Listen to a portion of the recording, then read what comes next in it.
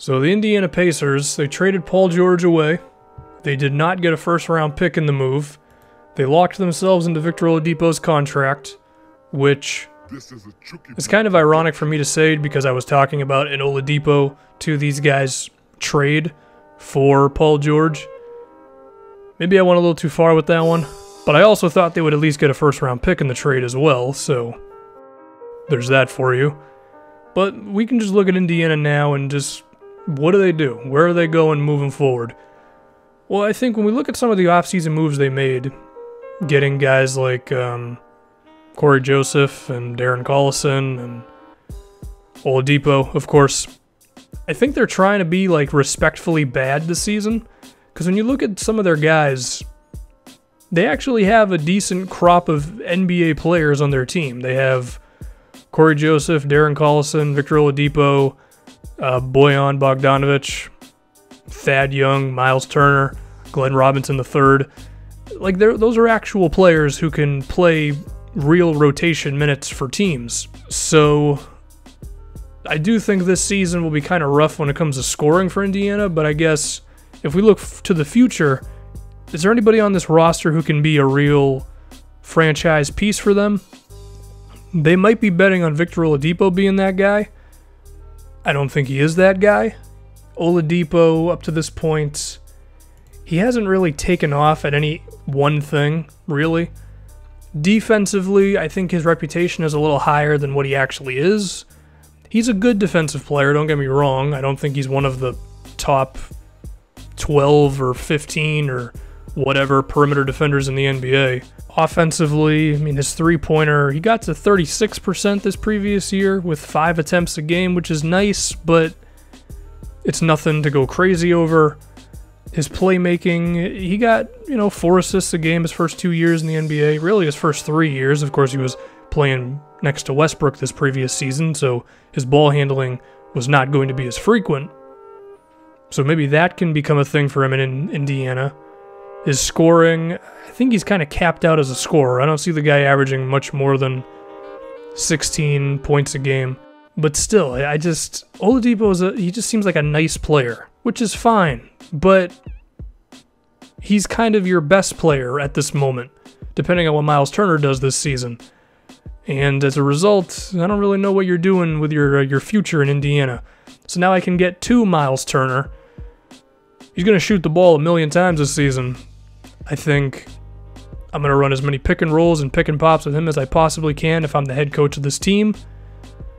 Hopefully Turner's three-point shot becomes a real thing this season. He came into the league as a mid-range shooter. That's still his best trait. But hopefully he can step out to three-point land. And I actually think Turner has potential to be quite a scorer in the NBA. And given that Paul George is gone now. But outside of those two, like, what is there, Collison and Joseph are nice, and I could see Corey Joseph's production going up a bit, but he's not one of the top 15 point guards in the NBA. Bogdanovic is a nice shooter, but I don't see him taking off to some other level. Thad Young is established. Glenn Robinson III seems like a great role player. So there's just not a whole lot of things going on. It's weird. I think they could be like a team who could creep into the Eastern Conference playoffs, but I don't think their future is actually that great. They don't have any extra draft picks moving forward, so it's not like they're just going to have a crop of young dudes coming in through the draft. Now, if they hit a home run with one of their picks, which is probably going to be, I don't know, like the 10th pick or something, maybe it could be worse than that, then that would be great. They also have Sabonis, who was in the Paul George move. I mean, if the three-point shot can take off, sure. He was making threes to start the season. He was pretty much a non-factor offensively as the year went on for the Thunder.